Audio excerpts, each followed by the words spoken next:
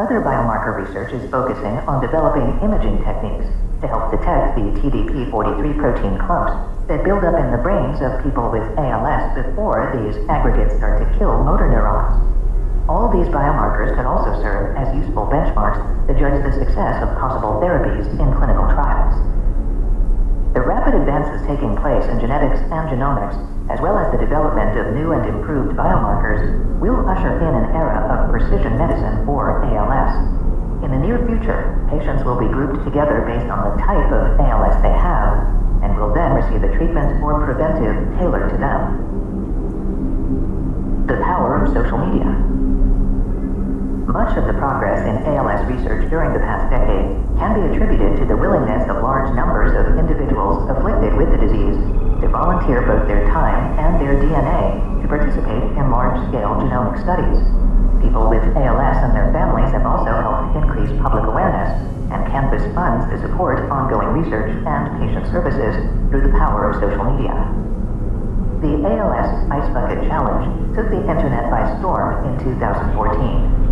Pete Frates, a former captain of Boston College's baseball team who was diagnosed with ALS 2 years earlier at age 27, helped to get things rolling when he posted a video on Facebook challenging his friends to dump buckets of ice water over their heads to raise money for the ALS Association.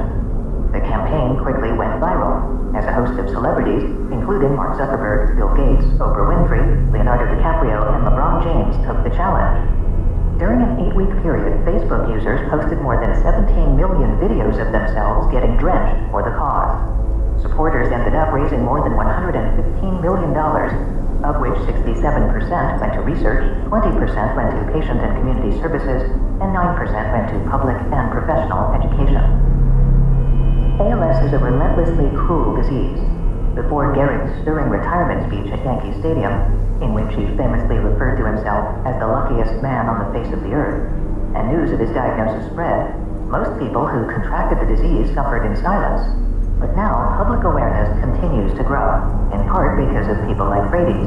The social media campaign he helped to start revitalized the ALS Association, which has since tripled its annual budget for research.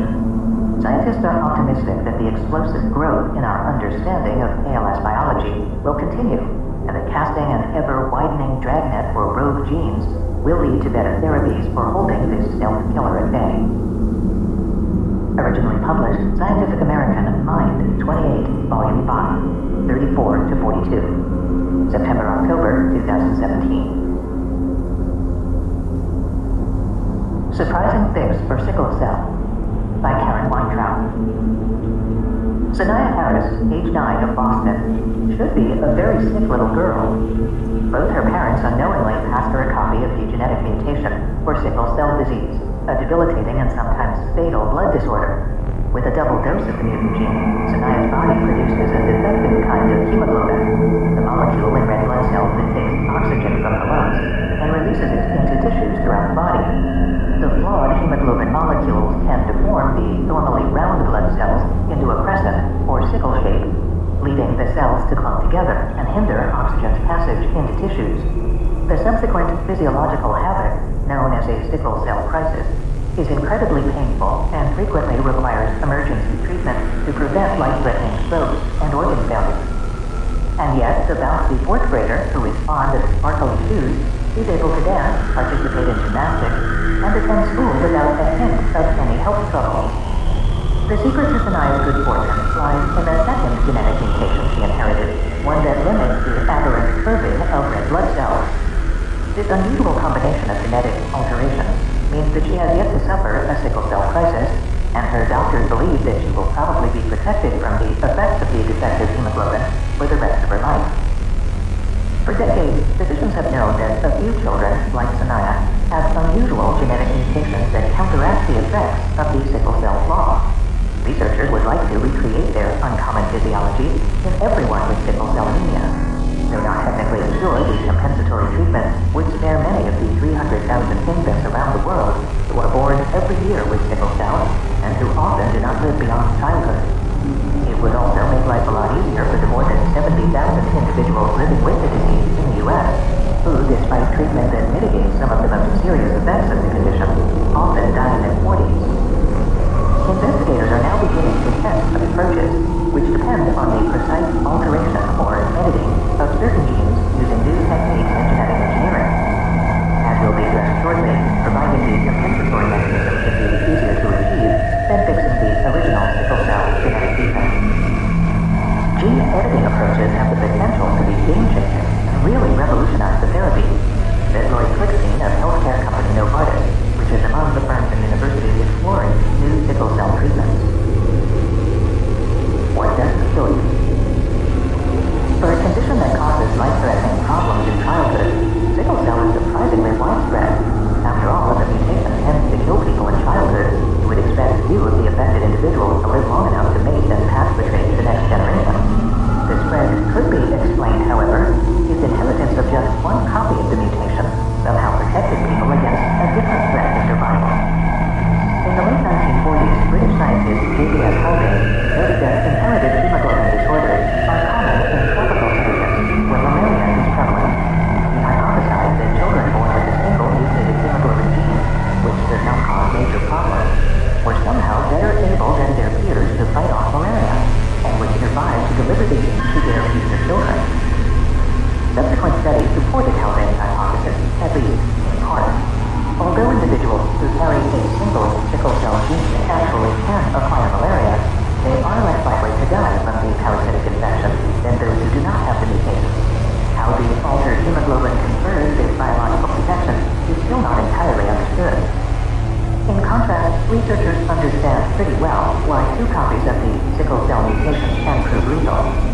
A molecule of hemoglobin is made up of 4 subunits, most commonly 2 identical proteins called alpha globin, and another pair of proteins known as beta globin. Each of these subunits contains an iron-bearing structure which, under normal circumstances, can grab onto or release a molecule of oxygen. Thus, each hemoglobin can carry up to 4 oxygen molecules. Individuals who inherit a single sickle cell mutation produce 1 defective and 1 normal beta globin. Those who inherit sickle cell genes from both parents produce only defective beta globins. When there is not enough oxygen around, these 2 defective beta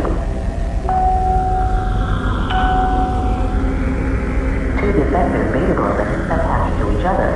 The connection is so tight that it causes the rest of the hemoglobin molecule to link up with other similarly affected hemoglobin molecules. The molecules end up forming long strands that distort the red blood cells into the sickle shape, responsible for sickle cell crises. Eventually, the malformed molecules poke through the red blood cells in which they are found, like nails inside a plastic bag, said Matthew Heaney of the Dana-Farber Boston Children's Cancer and Blood Disorders Center. The defective hemoglobin can puncture the cell, reducing its lifespan from the typical 120 days to fewer than 20 days. The body tries to replace these lost red blood cells, but if it cannot keep up, the resulting anemia causes its tissues to become oxygen-starved. The resulting tissue damage also triggers inflammation that can damage vessels and tissues. Lessons from nature. The only known cure for sickle cell disease is bone marrow transplantation, which in effect provides a new circulatory system. But transplantation is expensive and requires a level of medical expertise that is unavailable in all but the wealthiest countries.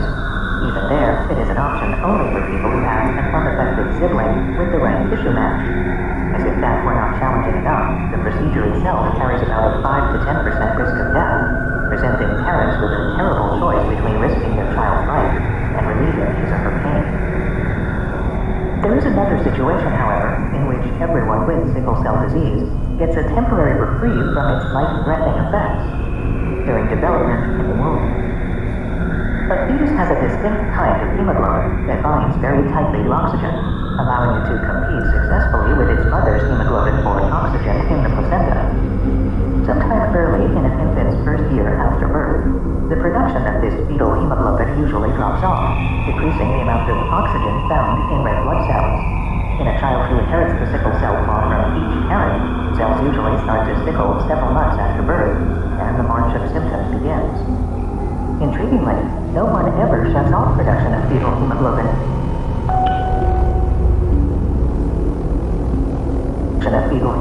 entirely. Most adults, whether they have sickle cell disease or not, produce about 1% fetal hemoglobin.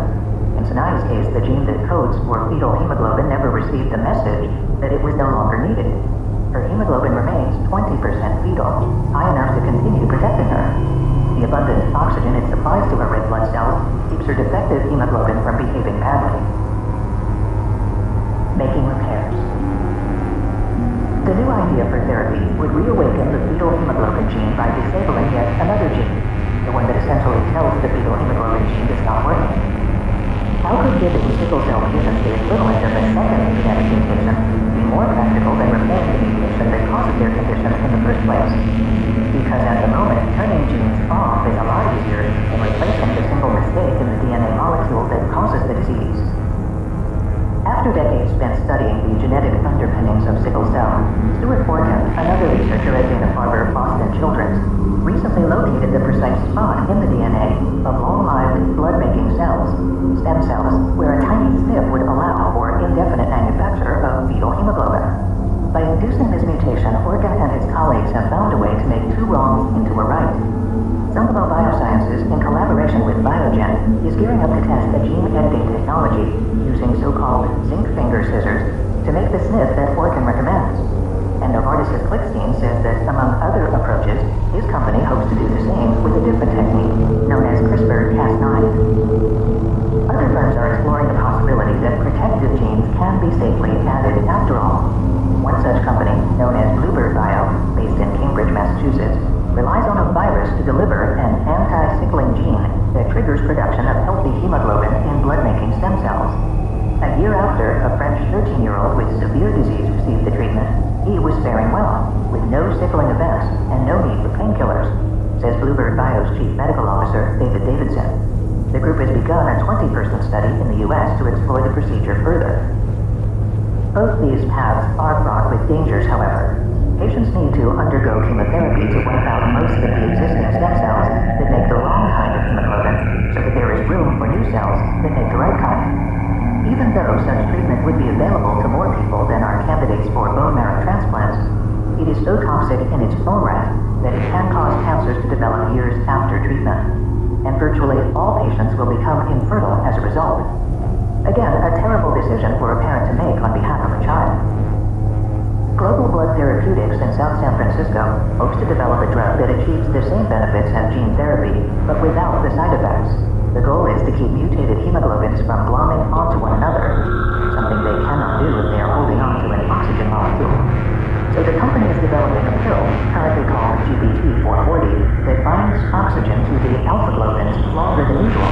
Delaying their release of oxygen even just a bit prevents the beta globins from getting close enough to connect, especially in the tiny platelets where sickling occurs most often.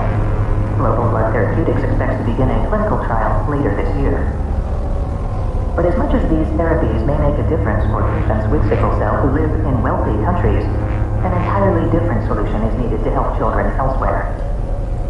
It's the undeveloped world that has the burden of this disease, says David G. Nathan, President Emeritus of the Dana-Farber Cancer Institute and a leading sickle cell researcher. For patients in the U.S., living with sickle cell is difficult, painful, and terrifying. In the developing world, Nathan says, it's a disaster. Originally published, Scientific American 314, Volume 5, 24 to 26, May 2016. Chinese scientists fix genetic disorder in cloned human embryos, by David Sironovsky. A team in China has taken a new approach to fixing disease-related genes in human embryos.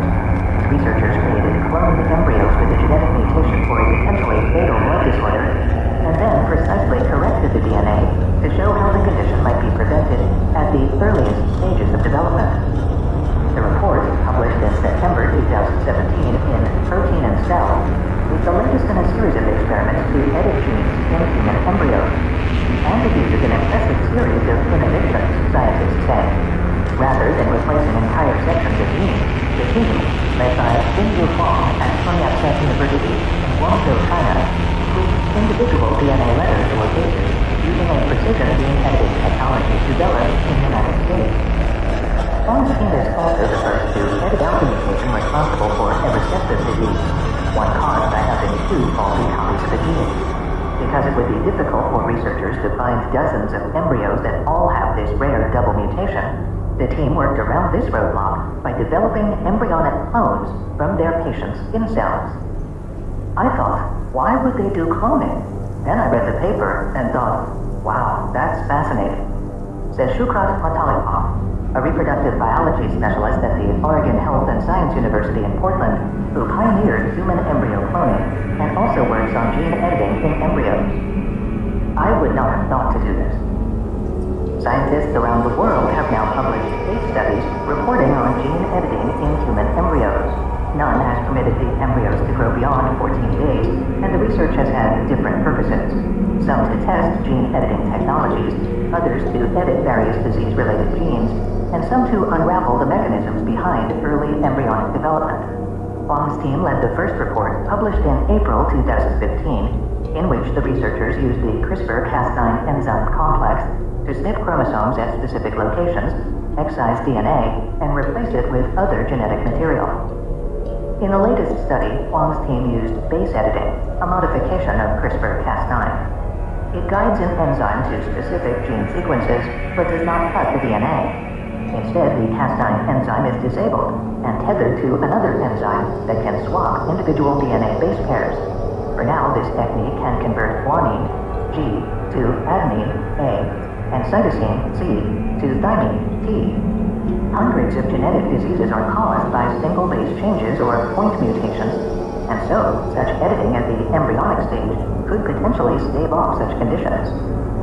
Huang's team chose one mutation common in the Chinese population, a switch from an A to a G at a certain spot in the HBV gene, which can lead to beta thalassemia, a recessive blood disorder associated with severe or fatal anemia. Researchers generally source embryos from in vitro fertilization, IVF clinics, but it's rare for these facilities to have embryos with two copies of the same rare mutation. So Huang's team found a person with the blood disorder, extracted their skin cells, and used cloning techniques to develop embryos with the same genetic makeup. The team reported that in 8 of 20 cloned embryos, they were able to convert the errant G back into an A in one or both copies of the gene. Preparing only one copy might be enough to cure a recessive disease. That rate is too low for the technique to be considered for clinical use, but is high relative to that achieved in other gene editing studies. The repair rate is pretty good and certainly promising, says Gaitan Bergio, a geneticist at the Australian National University in Canberra. Our study opens new avenues for therapy of beta thalassemia and other inherited diseases, says Huang. But scientists caution that not all cells in the 8 embryos were fixed. Such embryos are mosaic, meaning that they have a patchwork of cells with different genetic makeups, which is potentially dangerous. It looks like solid work, but highlights that the problem of mosaicism remains a challenge for any form of gene editing in the human embryo, says Peter Egley, a stem cell biologist at Columbia University in New York City. Some scientists also question whether Huang's team looked thoroughly enough for unintended genetic changes, called off-target effects, that might have been caused by the base editing procedure, although the authors reported that none was found. Huang says that future experiments will be more comprehensive, but that this first study was a successful proof of principle that the base editing technique can be used to correct the disease mutation in a human embryo. It may be that conventional CRISPR-Cas9 cannot fix embryos when both copies of the gene are faulty, although this isn't yet clear. In August, for instance, Metalikov's team reported using CRISPR-Cas9 to repair a mutation in a gene that can cause a potentially deadly heart disorder by using the other healthy copy of the gene as a template. In the future, Huang says he plans to ask for oocytes and sperm from donors who have one mutated copy of the gene, and so are unaffected by the condition, but are carriers of the disease, and use these to produce embryos. Some of those embryos would have 2 mutated copies, and some 1, but Huang wants to edit both types.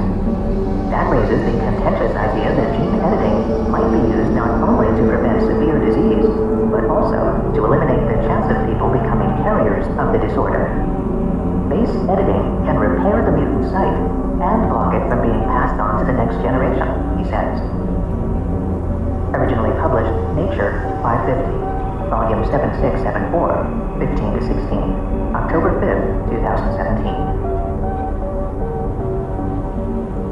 Gene in a Vector by Julie Gould.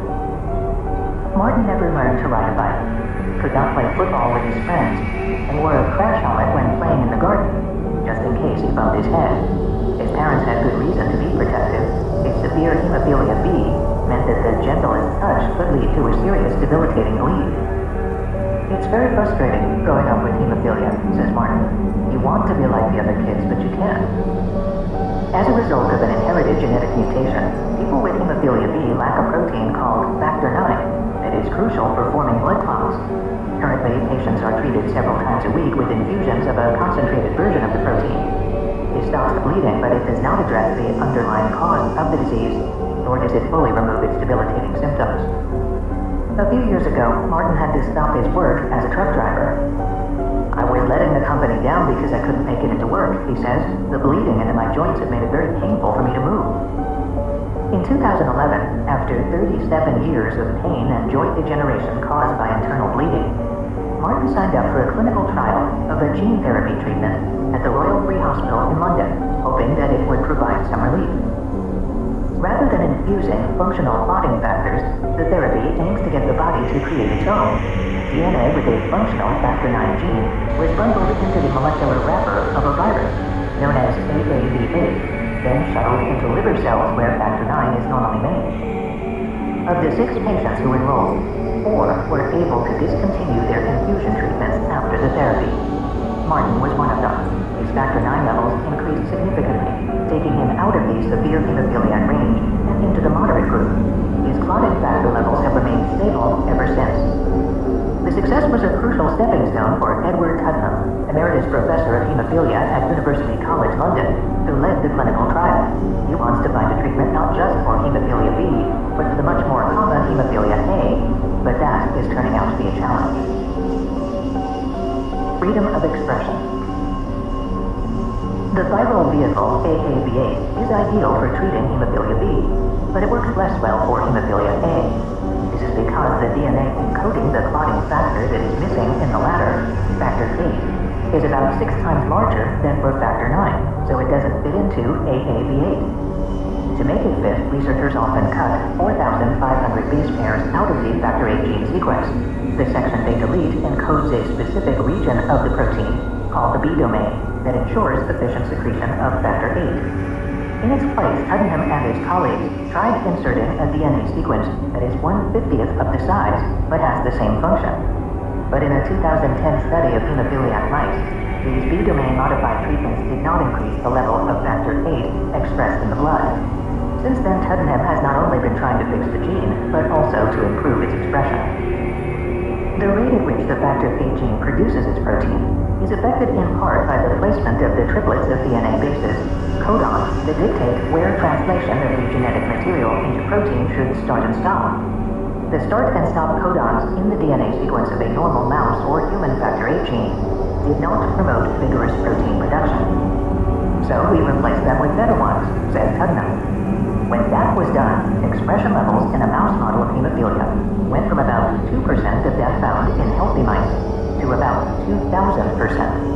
The increase produced by the codon optimization was enormous, truly stunning, he says.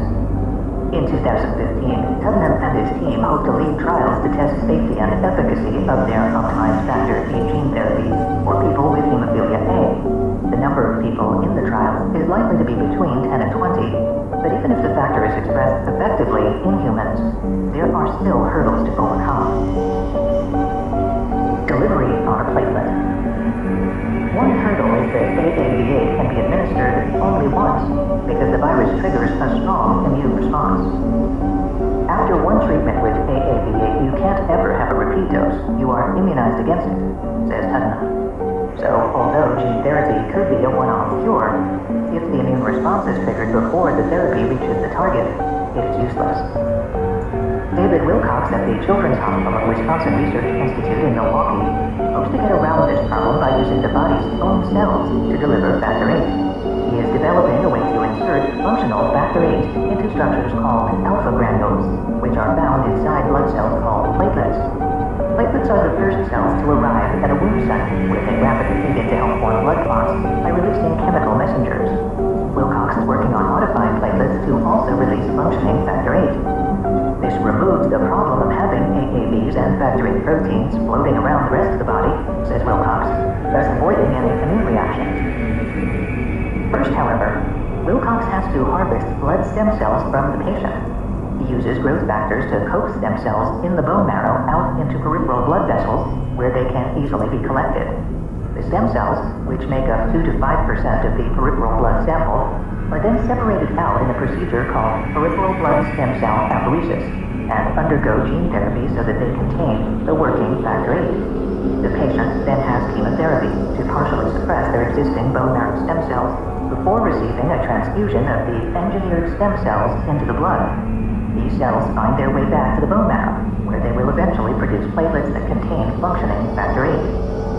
In 2013, Wilcox tested the procedure on 3 dogs with severe hemophilia A, using a human factor VIII gene. And 2 of the dogs no longer required the usual treatment with infused factor VIII. As predicted, none of the dogs showed signs of developing antibodies to the human factor VIII proteins. When the dogs received the cut, blood clots formed faster than they had without the gene therapy. We think that the factor VIII is secreted from the platelets so quickly at the trauma site that the immune system does not have time to react before the factor VIII can start repairing the vascular injury, says Wilcox.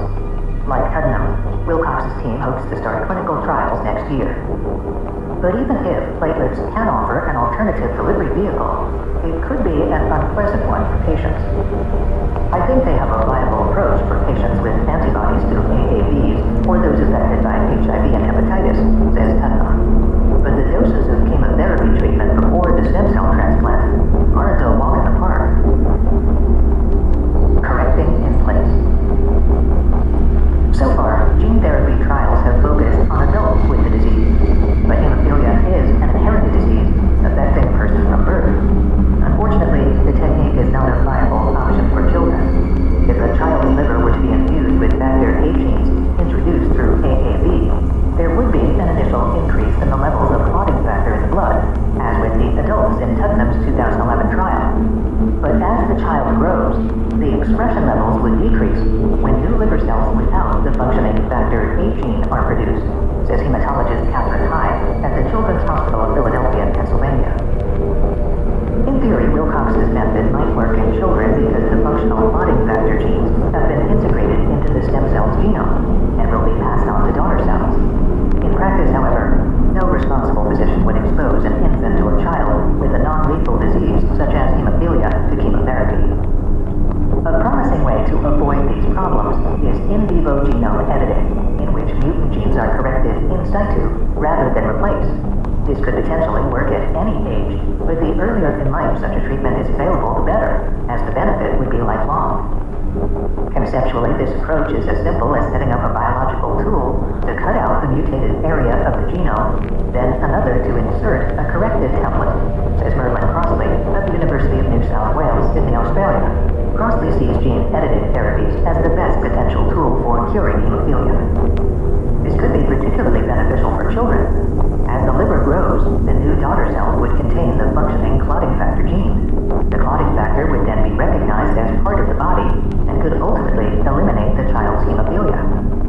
The replacement template is cloned from healthy patients and wouldn't be attacked by the immune system because it isn't considered as foreign, Crossley says. A 2011 study in mice by Hyde provided strong evidence that genome editing is a viable option. Immediately after birth, one set of mice was given Tuddenham's style of gene transfer therapy. A second set was given the genome editing treatment. I discovered that the levels of functioning clotting proteins in mice receiving the genome editing treatment stayed high even after a portion of their liver was surgically removed. In the mice receiving gene therapy, by contrast, factor levels decreased. This is the advantage of this treatment, especially for children, says Hyde. Genome editing has to be precisely targeted to the mutation to be repaired, and the sheer number of mutations for hemophilia A, more than 2,000, makes this a challenge. Both Hyde and Tuddenham believe that in the short term, genome editing is not the answer. The gap between proof-of-principle experiments in mice to clinical trials in humans for gene transfer therapy is 14 years, says Hyde. And we've still got a lot to learn about gene editing in large animals before we even think about trying it in adult humans, let alone infants. Having his hemophilia reduced to a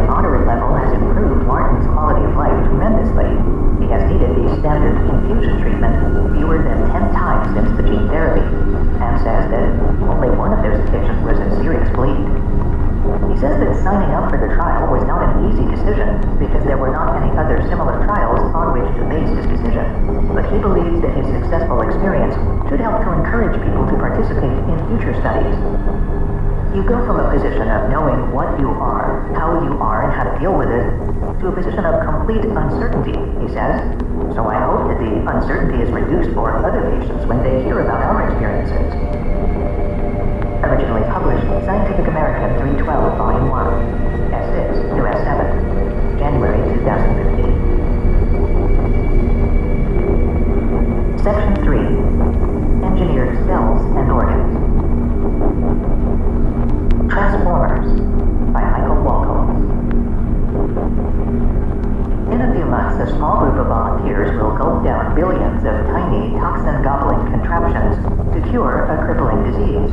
The devices are not made from the usual machine parts of metal, wire, or plastic. They are rebuilt organisms, bacteria reconstructed from the inside out to perform an intricate feat of medical care.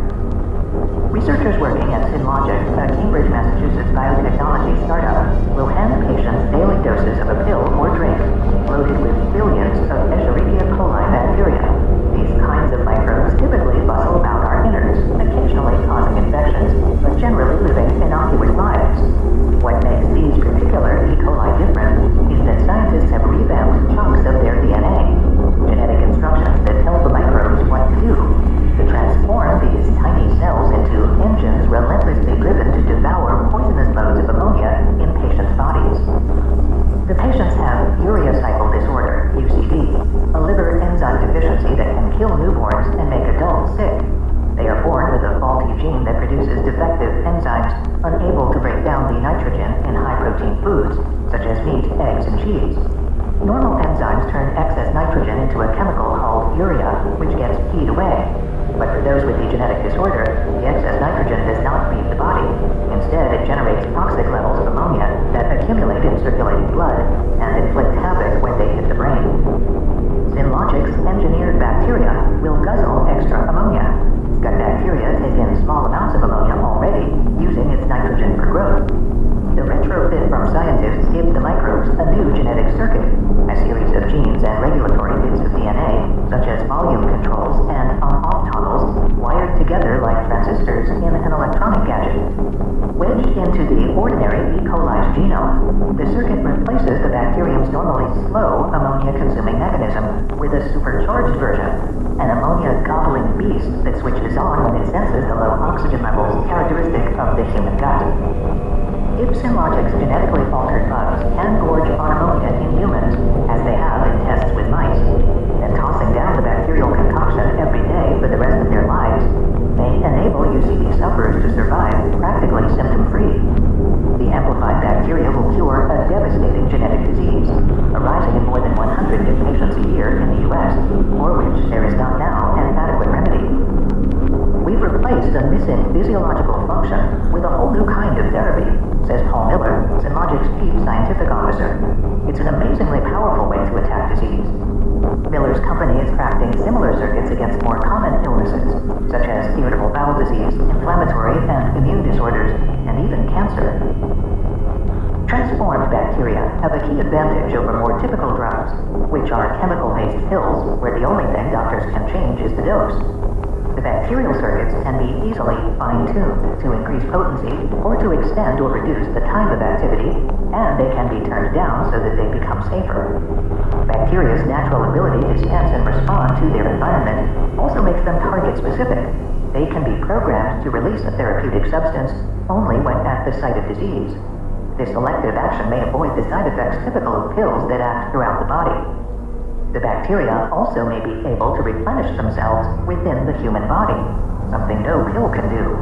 They must still pass safety tests, and researchers acknowledge that they must show that their genetically enhanced bugs will not get unleashed dangerously into the environment. The Food and Drug Administration has given Synlogic the go-ahead to try the therapy in people this year, because the strain of E. coli being used in the UCD therapy has long been safely prescribed as an oral probiotic to treat inflammatory bowel disease.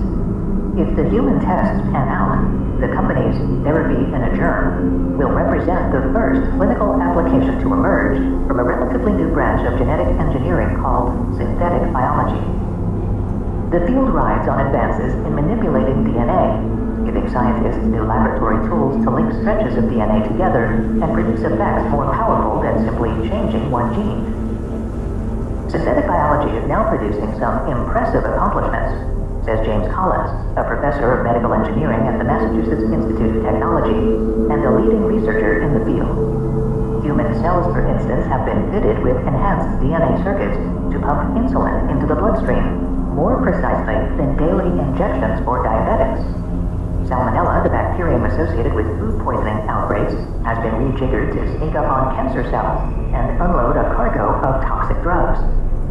The DNA circuit approach can also diagnose disease.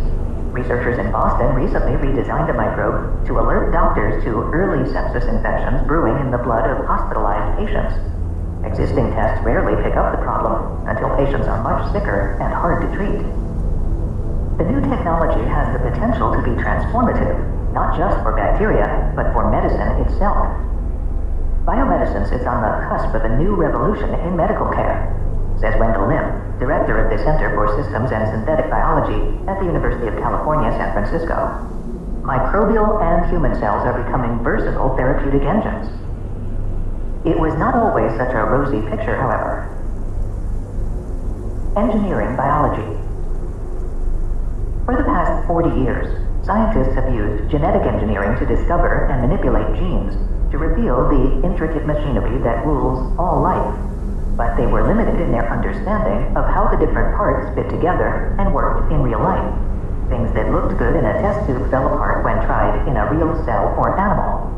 When synthetic biology got started, there was a lot of early hype, Collins admits. But beginning about 17 years ago, he and like-minded biologists, fueled by advances in sequencing and synthesizing DNA, have been employing the newly discovered genes and other DNA elements as interchangeable components to design and build medical applications that actually work outside a glass dish. Part of the change has come from scientists with a bent for tinkering, like engineers. There's been a convergence of new ideas in the past few years that's driving the field, says Jeff Hasty, who co-directs the Biocircuits Institute at the University of California, San Diego. Hasty started his science career 20 years ago with a PhD in physics. Only partly joking, he describes himself now as a hybrid computational/molecular biologist. Synthetic biology is populated with folks, such as Hasty, who embrace an engineer's inclination to make stuff, he says. Much as an electrical engineer uses conductors, resistors, and capacitors to create new electrical devices, Collins says, we put together the components of biology: genes, proteins, RNA, transcription factors, and other DNA to create a particular function. Collins notes that electronic gadgets are useful models for understanding genetic circuits. Consider an air conditioner thermostat.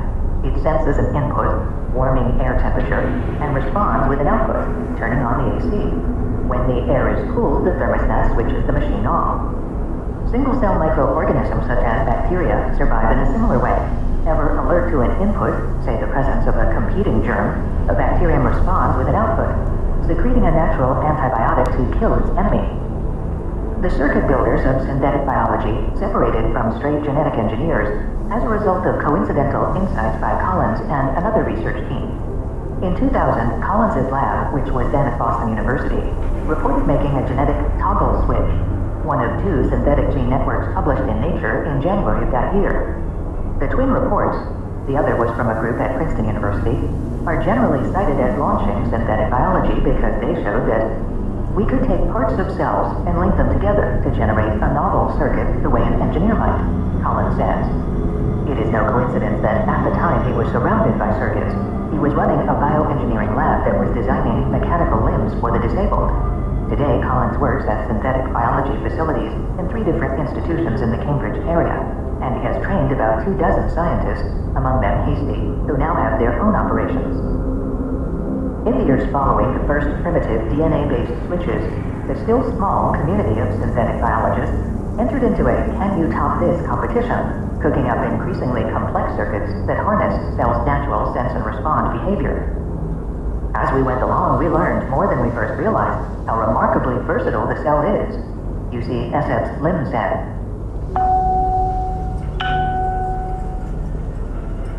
Lim says, he described the cells as adaptable into which researchers can swap different genetic engines to carry out therapeutic functions. One of the first commercial applications emerged in 2006 from scientists led by Jay Kiesling of the University of California, Berkeley.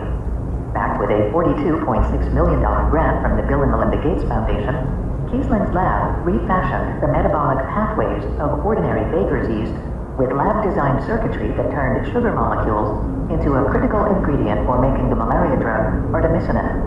Previously, the precursor molecule for manufacturing the drug was extracted by hand from sweet wormwood plants native to Asia, a costly process that made the drug too expensive for use in poor regions where malaria is rampant.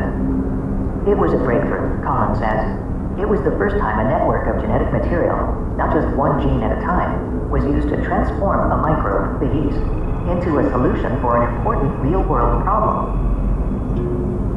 Broken circuits. But it did not launch a revolution.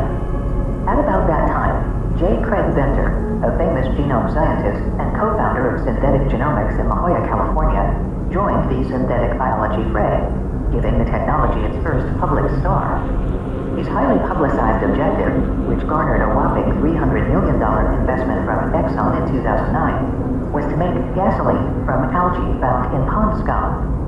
In 2010, Kiesling received a $134 million grant from the Department of Energy to fund research aimed at coaxing yeast cells to synthesize diesel from chemicals in sugar plants. Earlier that decade, Kiesling had co-founded Amyris, a biotech company in Embryo, California, to commercialize the alternative fuel technology. Both projects wound up giving synthetic biology a bad rap.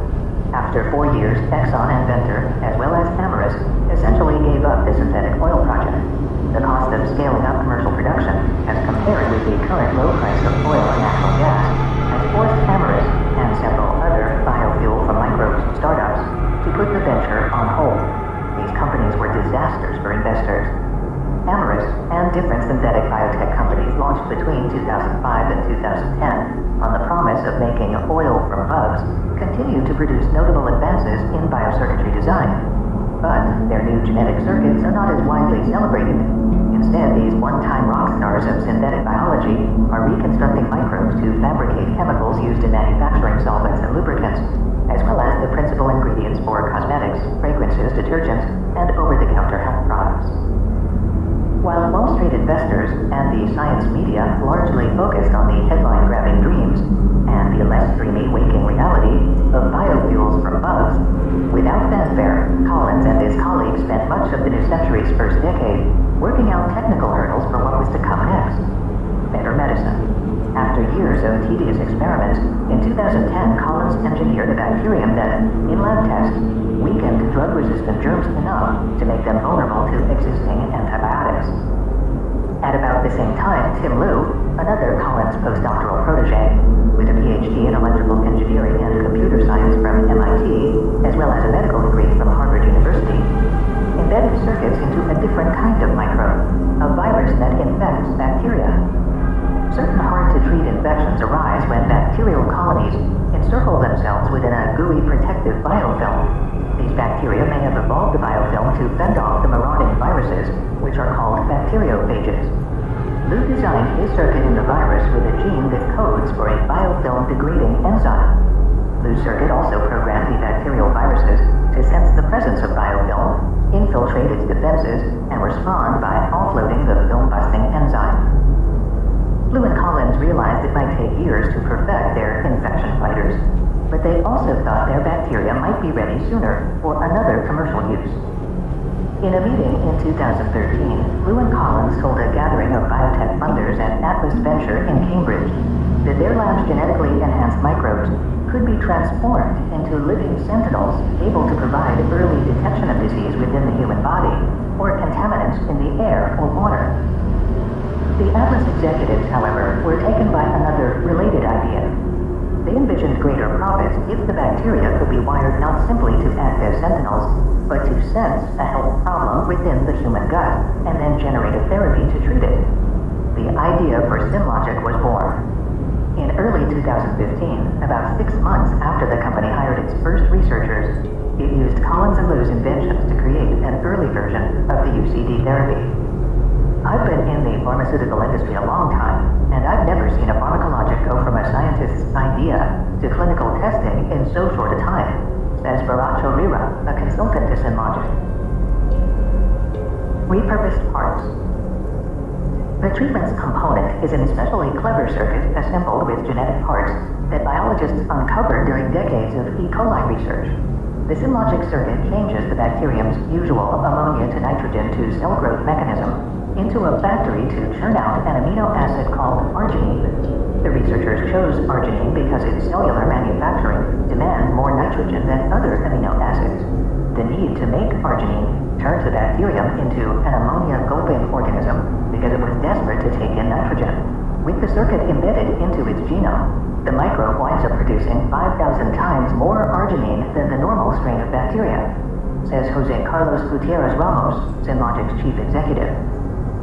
The circuit depends on a switch, a sequence of DNA that responds to a protein called FNR. Like the thermostat in an air conditioner, FNR is sensitive to changes in the bacteria's surroundings. It enables E. coli to respond to an environment that lacks oxygen. When FNR senses that the bacteria are in a low oxygen environment, such as the large intestine, it turns on genes the microbes need to thrive. When the bacteria move outside the body, where there is plenty of oxygen, FNR is silent. This is a safety mechanism designed to prevent runaway organisms with high growth rates.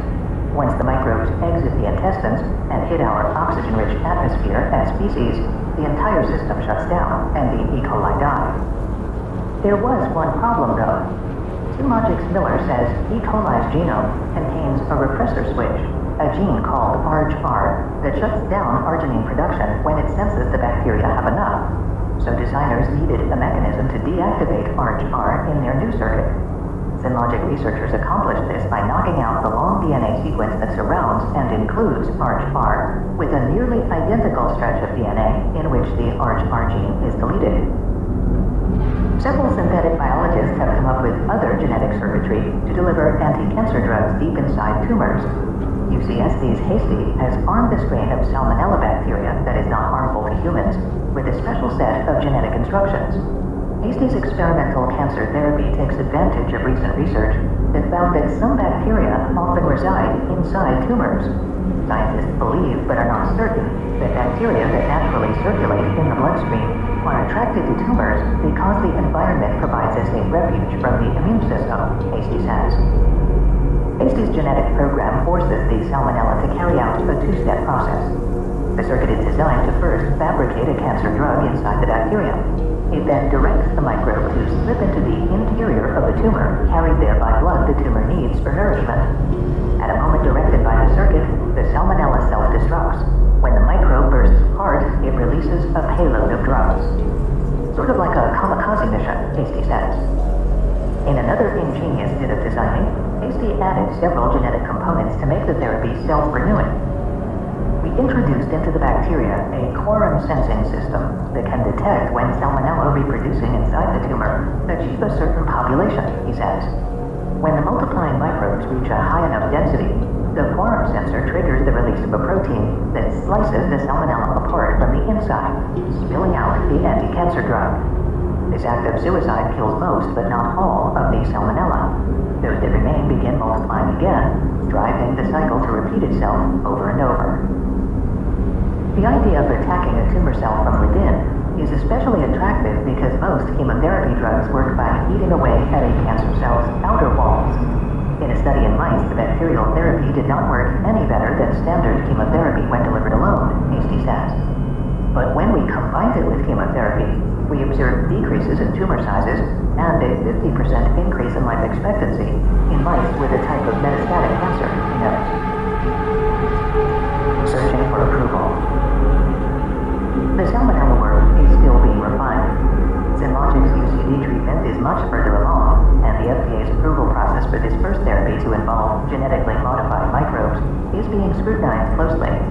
The agency has released rules to regulate the microbe-based therapies under a new category it calls live biotherapeutic products.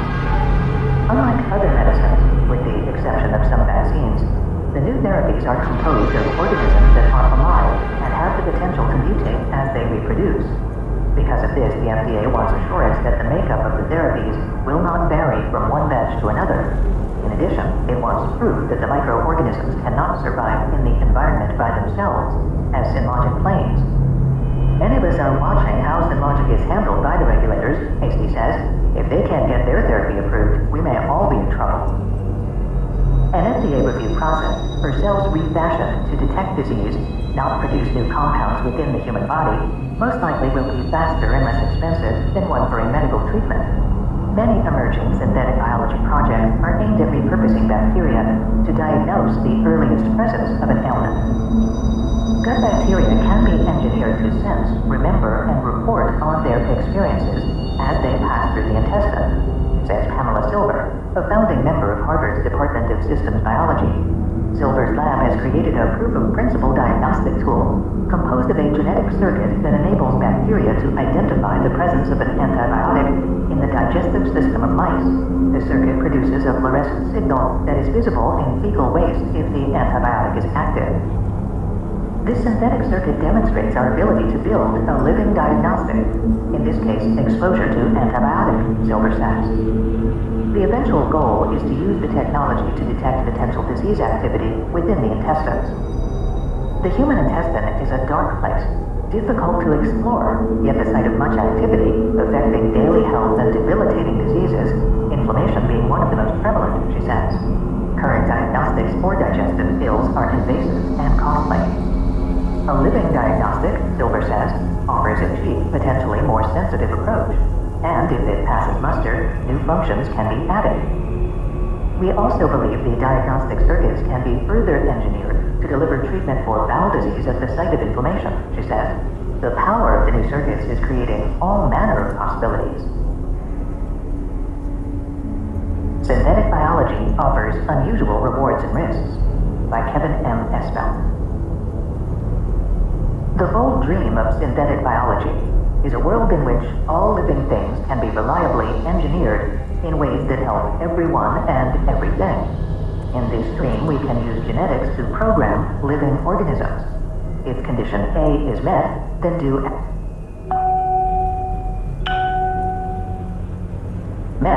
do action B. To give a near-term example, bacteria might produce a medicinal protein only in the presence of indicators of a particular disease. Why use living systems and not a vat of chemicals? Because natural systems routinely perform complex chemistry that scientists can only envy, and they do it at room or body temperature without the need for toxic chemicals or outside aid.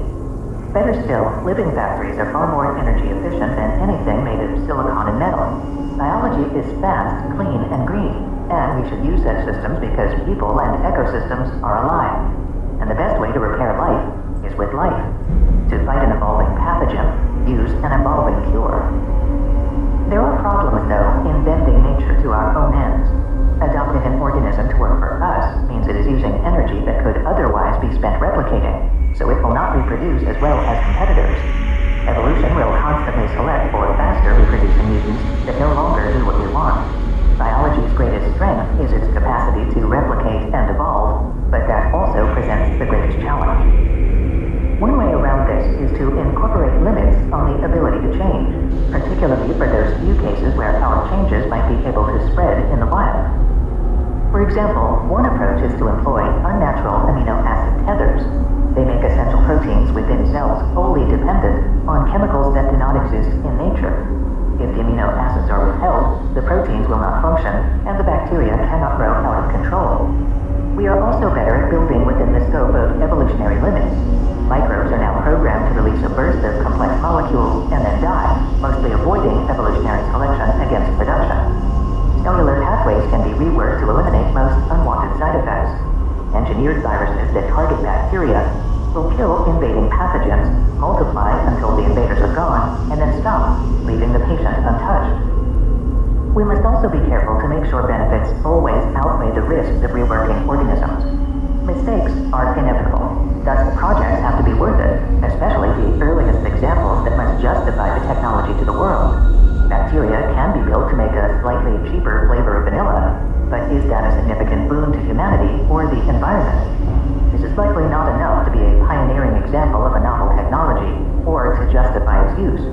On the other hand, building cells that can selectively destroy cancer diabetes is something everyone can get behind. The greatest biological risk to civilization stems from pandemics of infectious disease. Until now, these were inevitable, but we might soon use biotechnology to stop them. Ordinarily, a person's body confronts an invading pandemic pathogen by evolving its own defenses, creating a whole series of antibodies in the hope that one will effectively neutralize the invader. It is a process of trial and error that takes time. This is why you are typically sick for 3 to 4 days before getting well. Sometimes that is just too long, and people die. A better strategy is to give the human body a head start. Take the genes for several known protective antibodies, put them into the harmless shell of a virus, and inject that virus into people. The virus enters their cells, which then start to churn out already optimized protective antibodies against the invader, ending the threat. Finally, as scientists, we need to respect the fact that engineering life unsettles many people. That means we must consider social risks as well as technical ones. We cannot just explain what we are doing. That only convinces other scientists. Instead, we must relate why we care, who could benefit, and what the risks may be. Above all else, we should actively invite concerns and criticism from the earliest stages, because no matter how great our expertise, we cannot reliably anticipate every consequence on our own. At its best, science is a fundamentally shared undertaking. If we are to engineer life, let us all decide how to do it together. Originally published, Scientific American 316, Volume 4, 46 to 53, April 2017. The Regenerating Brain, by Lydia Denwood.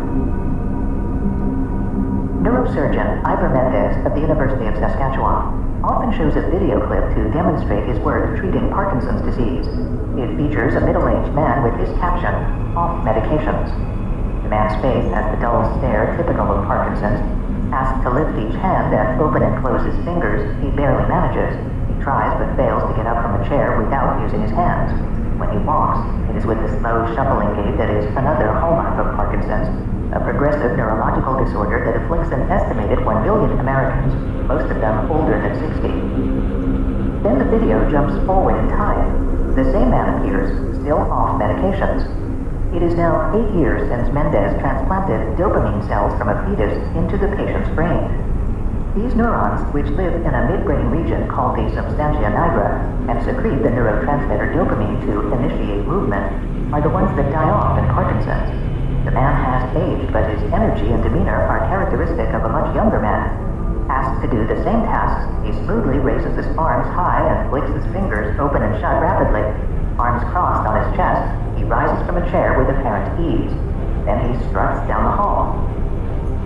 In the 25 years since the first few patients received transplants as part of a clinical trial at University Hospital in Lund, Sweden, hopes of using cell-based therapy as a treatment for Parkinson's have repeatedly risen and then been dashed. Stem cells are a biological raw material of enormous potential because they can generate new cells through the ability to divide indefinitely and to give rise to specialized cells. These cells can then be used to repair brain damage from degenerative disorders such as Parkinson's. Stem cells, however, have been hard to come by. So far, the cells transplanted in humans have been derived from aborted fetal tissue, although scientists have also transplanted stem cells derived from human embryos and adult skin cells into animals. Thorny political and ethical issues limit access to both fetal cells and embryonic stem cells, and fetal cells are in particularly short supply. 2 large clinical trials using fetal tissue, published in 2001 and 2003, were considered failures because of their widely variable results. Not enough patients improved by the study endpoints, and some developed serious side effects. Many scientists gave up on cell therapy. But a handful of laboratories persevered. Now new evidence showing that transplantation can work well, as in Mendez's patient, and possible new sources of cells free of ethical concerns have sparked a fresh optimism. This year, neurologist Roger A. Barker of the University of Cambridge plans to lead the first large clinical trial of cell therapy for Parkinson's in a decade. He's broken through the old barriers, says cell biologist Ulla Isaacson of Harvard University. The momentum most likely will propel cell therapies for other disorders as well. Researchers are trying to apply the technique to more than a dozen diseases, including diabetes, spinal cord injury, and several forms of cancer. In addition to Parkinson's, the most significant progress has been made with retinal diseases. Clinical trials are underway to use retinal pigment epithelial cells for treatment of macular degeneration. According to the California Institute for Regenerative Medicine, theoretically, there is no disease to which stem cell therapy could not be applied. In each case, the requirements depend on the difficulties inherent in generating the specific type of cell scientists hope to replace. Progress in Parkinson's has been particularly promising, Isaacson says, because it's easier to solve. The debilitating movement difficulties characteristic of the disease have a relatively straightforward cause: dopamine loss. And researchers were able to generate dopamine neurons from stem cells quite quickly. Cell therapy typically leads to restored mobility and function, improving patients' gait, for instance, and reducing tremor, but does not ameliorate every aspect of Parkinson's. Patients may still suffer from dementia, gastrointestinal problems, and sleep disorders, for instance. Yet in the best-case scenario, patients could gain 20 to 30 years of excellent quality of life with a single intervention and require virtually no medications.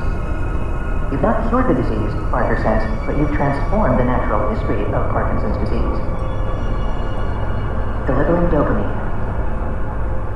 A mild tremor in the hand or some other extremity is often the first sign of Parkinson's. Tremors are followed by rigidity in the muscles, a stooped posture, and the distinctive difficulty walking, first described by James Parkinson in 1817. The movement difficulties relate to the loss of a dopamine neuron. The loss of a dopamine neuron called A9 in the substantia nigra, which among other things controls the initiation of motion. By the time the first tremor appears, patients have already lost about 70% of those A9 neurons, a threshold that is like a water level. Isaacson says they hit the water and begin to sink under a flood of movement troubles. Since the 1960s, Parkinson's has been treated with medications that replace missing dopamine in the brain. L-DOPA is a dopamine precursor, and doses of this small molecule cross the blood-brain barrier and enter brain cells, which convert L-DOPA into dopamine and release it. Other drugs, known as dopamine agonists, stimulate dopamine receptors in the absence of the neurotransmitter, thereby mimicking its effects. The medications improve Parkinsonian symptoms, but their benefits diminish over time, and they carry side effects such as alternating periods of mobility and immobility, and the emergence of additional jerky movements. In the 1990s, clinicians developed an alternative therapy called deep brain stimulation, DBS, the surgical insertion of an electrode that delivers electrical pulses to directly alter neuronal activity in a specific area of the brain. The treatment can work well. At the University of California San Francisco Medical Center, for example, 45 to 70% of patients who receive DBS for Parkinson's improve. Yet over time, patients begin to decline again because the electrode stimulation can no longer compensate for the continuing loss of dopamine. Cell-based therapy, in contrast, is designed to directly restore the cells lost in the disease process. The earlier large clinical trials of cell therapy suffered from multiple problems. For example, it now appears that some of the patients selected were too old and their disease too advanced to get good results. Instead of infusing a substance containing a single type of cell, surgeons transplanted chunks of tissue, which included other material that triggered immune reactions. The procedure itself was conducted differently by every team. Moreover, the endpoints for the studies were too short. Neither was more than 2 years for the transplanted cells to take full effect. Of the patients who have received cell-based therapy for Parkinson's, those transplanted by Mendez's team have done best. Mendez began transplanting fetal cells into patients in the late 1990s, when he was at Dalhousie University in Nova Scotia. He improved the preparation of the cells by treating them to encourage growth and creating pure cell suspensions instead of transplanting chunks of tissue. Using a computerized injector that he developed to standardize the process, Mendez targeted 2 brain areas instead of 1, the substantia nigra, where dopamine cells naturally originate, and the putamen, which their axons need to reach.